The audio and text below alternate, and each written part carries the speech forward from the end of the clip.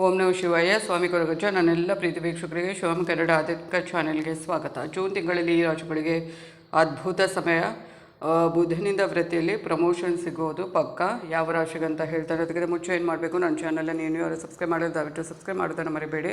Subscriptions free ಆಗಿರುತ್ತೆ. ಆದಷ್ಟು like ಮಾಡಿ, ಆದಷ್ಟು ಶೇರ್ ಮಾಡಿ, ಪ್ರೋತ್ಸಾಹಿಸಿ. ಹಾಗೆ ನಿಮ್ಮ ಏನೇ ವೈಯಕ್ತಿಕ ಸಮಸ್ಯೆ ಇದೆ ಮುಕ್ತವಾಗಿ ಕಮೆಂಟ್ ಬಾಕ್ಸಲ್ಲಿ ಕಮೆಂಟ್ ಹಾಕಿ ರಾಶಿ ನಕ್ಷತ್ರವನ್ನು ತಿಳಿಸಿ. ಒಂದು ವೇಳೆ ರಾಶಿ ನಕ್ಷತ್ರ ಗೊತ್ತಿಲ್ಲ ಅಂದರೆ ಪರವಾಗಿಲ್ಲ, ಡೇಟ್ ಆಫ್ ಬರ್ತ್ ನಮೂದಿಸಿ. ಖಂಡಿತವಾಗ್ಲೂ ರಾಶಿ ನಕ್ಷತ್ರವನ್ನು ತಿಳಿದು ಅದಕ್ಕೆ ತಕ್ಕ ಸೂಕ್ತ ಸುಲಭ ಪರಿಹಾರವನ್ನು ನಾನು ಅಲ್ಲೇ ಸೂಚಿಸ್ತೇನೆ. ನಾನು ನಿಮ್ಮ ಜೊತೆ ಯಾವತ್ತೂ ಇರ್ತೇನೆ.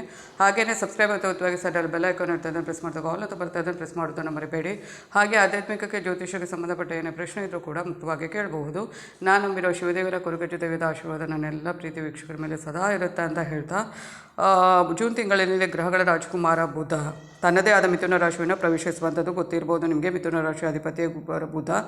ಈ ಕಾರಣದಿಂದ ಕೆಲವು ರಾಶಿಗಳಿಗೆ ವೃತ್ತಿ ವ್ಯವಹಾರದಲ್ಲಿ ಪ್ರಗತಿಯನ್ನು ಪಡೆಯಬಹುದು. ವೈದಿಕ ಜ್ಯೋತಿಷ್ಯದಲ್ಲಿ ಬುಧವನ್ನು ಗ್ರಹಗಳ ರಾಜಕುಮಾರ ಅಂತ ಕರೆಯಲಾಗುತ್ತೆ.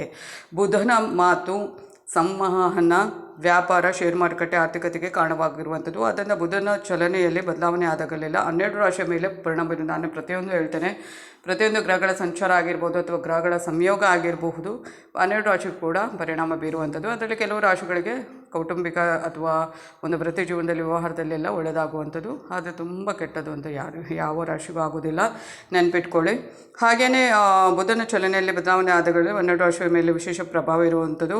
ಹಾಗಾಗಿ ಗ್ರಹಗಳ ರಾಜಕುಮಾರ ಬುಧ ಜೂನ್ ಆರಂಭದಲ್ಲಿ ತನ್ನದೇ ಆದ ಮಿಥುನ ರಾಶಿಯನ್ನು ಪ್ರವೇಶಿಸುವಂಥದ್ದು. ಈ ಕಾರಣಗಳಿಂದಾಗಿ 3 ರಾಶಿಗಳ ಜನರ ಅದೃಷ್ಟ ಬೆಳಗಬಹುದು. ಅಲ್ಲದೆ ಈ ರಾಶಿಚಕ್ರ ಚಿಹ್ನೆಗಳಿಗೆ ಹಠಾತ್ ಆರ್ಥಿಕ ಲಾಭ, ಪ್ರಗತಿಯ ಸಾಧ್ಯತೆಗಳು ಇರುವಂಥದ್ದು. ಅದು ತಮ್ಮ ವೃತ್ತಿ ಜೀವನದಲ್ಲಿ ಆಗಿರ್ಬೋದು ಅಥವಾ ವ್ಯವಹಾರದಲ್ಲಿ ಆಗಿರ್ಬೋದು, ತುಂಬಾ ಒಳ್ಳೆಯದಾಗುತ್ತೆ ಅಂತಲೇ ಹೇಳಬಹುದು.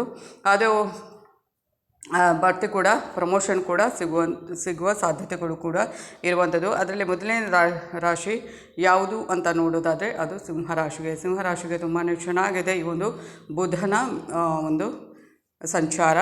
ಬುಧನ ರಾಶಿ ಬದಲಾವಣೆ ಸಿಂಹರಾಶಿ ಜನಗೆ ತುಂಬ ಶುಭ ಫಲಗಳನ್ನು ಹೊತ್ತು ತರಲಿದೆ. ಏಕೆಂದರೆ ಬುಧ ಗ್ರಹ ನಿಮ್ಮ ರಾಶಿಯಲ್ಲಿ ಆದಾಯ ಮತ್ತು ಲಾಭದ ಸ್ಥಾನಕ್ಕೆ ಬರುವಂಥದ್ದು. ಈ ಸಮಯದಲ್ಲಿ ನಿಮ್ಮ ಆದಾಯದಲ್ಲಿ ಭಾರಿ ಹೆಚ್ಚಳ ಆಗಬಹುದು. ಹೊಸ ಆದಾಯದ ಮೂಲಗಳನ್ನು ಸಹ ರಚಿಸಬಹುದು.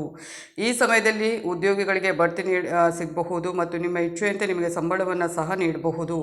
ಈ ಸಮಯದಲ್ಲಿ ನೀವು ಏನಾದರೂ ಹಳೆಯ ಹೂಡಿಕೆಗಳಿಂದ ಹಳೆಯ ಹೂಡಿಕೆ ಏನಾದರೂ ಇದ್ದರೆ ಅದರಿಂದ ತುಂಬ ಲಾಭವನ್ನು ಪಡೆಯುವ ಸಾಧ್ಯತೆ ಇರುವಂಥದ್ದು. ಅಲ್ಲದೆ ಷೇರು ಮಾರುಕಟ್ಟೆ ಮತ್ತು ಕೆಲವೊಂದು ಹೂಡಿಕೆ ಮಾಡುವ ಒಂದು ವಿಷಯದಲ್ಲಿ ನೀವೇನಾದರೂ ಹೂಡಿಕೆ ಮಾಡಲು ಬಯಸುವುದಾದರೆ ಹೂಡಿಕೆ ಮಾಡಬಹುದು. ತುಂಬ ಲಾಭದ ಸಾಧ್ಯತೆಗಳು ಇರುವಂಥದ್ದು, ತುಂಬ ಲಾಭ ಬರುವಂಥದ್ದು.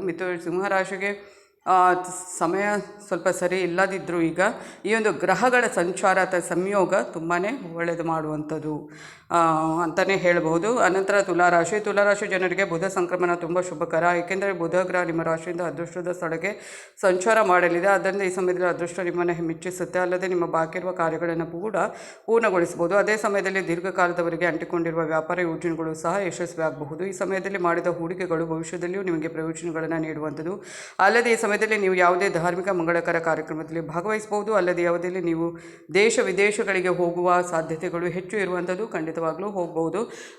ತುಲಾರಾಶಿಗೆ ಕೂಡ ಶನಿ ಪ್ರಭಾವ ಇರುವಂಥದ್ದು ಮತ್ತು ಗುರುಬಲ ಕೂಡ ಇಲ್ಲದೆ ಇರುವಂಥದ್ದು. ಆದರೆ ಈ ಒಂದು ಕೆಲವು ಗ್ರಹಗಳ ಸಂಚಾರ ಏನಿದೆ ಅದು ಕೆಲವೊಂದು ಗ್ರಹಗಳಿಂದ ಒಳ್ಳೆಯದಿಲ್ಲದಿದ್ದರೂ ಈ ಒಂದು ಗ್ರಹ ಸಂಚಾರ ಅಥವಾ ಸಂಯೋಗ ಅದರಿಂದ ಆ ಒಂದು ಕೆಲವು ರಾಶಿಗೆ ತುಂಬಾ ಒಳ್ಳೆಯದಾಗುವಂಥದ್ದು ಕೆಲವೊಂದು ವಿಷಯಗಳಲ್ಲಿ. ನೆಕ್ಸ್ಟ್ ಮಕರ ರಾಶಿಯ ಒಂದು ಬುಧನ ರಾಶಿ ಬದಲಾವಣೆ ನಿಮಗೆ ತುಂಬ ಪ್ರಯೋಜನಕಾರಿ. ಏಕೆಂದರೆ ಬುಧ ಗ್ರಹ ನಿಮ್ಮ ಸಂಕ್ರಮಣದ ಜಾತಕದ 6ನೇ ಸ್ಥಾನದಲ್ಲಿ ಸಾಗುವಂಥದ್ದು.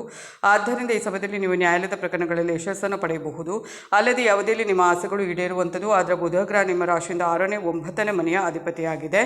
ಆದ್ದರಿಂದ ಈ ಸಮಯದಲ್ಲಿ ನೀವು ಅದೃಷ್ಟವನ್ನು ಪಡೆಯಬಹುದು. ಅಲ್ಲದೆ ಈ ಸಮಯದಲ್ಲಿ ನಿಮ್ಮ ಗಮನ, ಒಲವು ಆಧ್ಯಾತ್ಮಿಕತೆಯ ಕಡೆಗೆ ಇರುವಂಥದ್ದು. ನೀವು ಕೆಲವು ಧಾರ್ಮಿಕ ಕಾರ್ಯಗಳನ್ನು ಆಯೋಜಿಸಬಹುದು. ಈ ಸಮಯದಲ್ಲಿ ಕೆಲಸ ಮಾಡುವವರಿಗೆ ಬಡ್ತಿ ಕೂಡ ಸಿಗಬಹುದು. ಇದು ಮಕರ ರಾಶಿಗೆ ಒಂದು ಬುಧನ ಈ ಒಂದು ಸಂಚಾರದಿಂದ ಅಥವಾ ಮಿಥುನ ರಾಶಿಗೆ ಬದಲಾವಣೆ ಹೋಗುವುದರಿಂದ ಈ 3 ರಾಶಿಗಳಿಗೆ ತುಂಬಾ ಒಳ್ಳೆಯದಿದೆ ಅಂತಲೇ ಹೇಳ್ಬೋದು. ಮಕರ ರಾಶಿಗೆ ಈಗ 7ನೇ ಶನಿಯ ಅಂತ್ಯಭಾಗ ನಡೀತಾ ಇದ್ದರೂ ಕೂಡ ಗುರುಬಲ ಇದೆ. ಇನ್ನು 1 ವರ್ಷಗಳ ಕಾಲ ಗುರುವಿನಿಂದ ತುಂಬಾ ಒಳ್ಳೆಯದಿದೆ. ಹಾಗೆಯೇ ಈ ಒಂದು ಗ್ರಹದಿಂದ ಕೂಡ ಒಳ್ಳೆಯದಿದೆ ಅಂತಲೇ ಹೇಳ್ಬೋದು. ಧನ್ಯವಾದಗಳು.